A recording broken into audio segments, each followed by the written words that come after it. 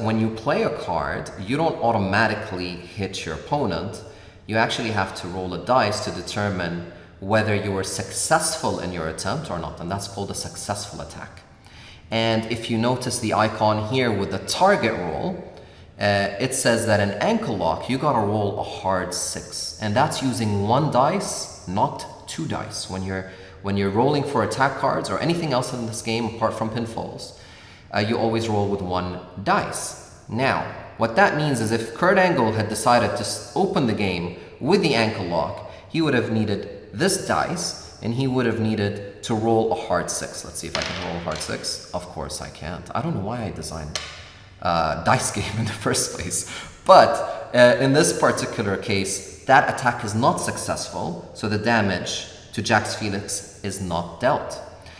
Now, you might think rolling a 6 is really difficult, and it is, at least to some people.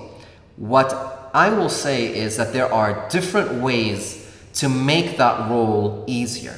And one of the ways is if your opponent has low stamina. If you see here, if Jax Felix has stamina of 3 or less, you see the icon here of target roll -1. That means your opponent can hit a signature or finishing maneuver and would require 1 less roll. And the other way to improve your dice roll is through particular combinations that we're going to go over in the next few parts. The third element, and it's the most used element, is by building match momentum. And here we're only talking about signature and finishing maneuvers. So any move that has an F or an S icon next to it, if you'll notice, for example, the overhead belly-to-belly suplex does not have a finishing or signature maneuver. So momentum will not affect your roll. In this case, you need a roll of 3 or more to hit an overhead belly-to-belly suplex, and you would do 2 damage. But going back to the ankle lock, there is a way to improve your chances to hit an ankle lock successfully. And that's through this match momentum meter. You'll notice that since Kurt Angle here is player 2, he's on the right side of the board.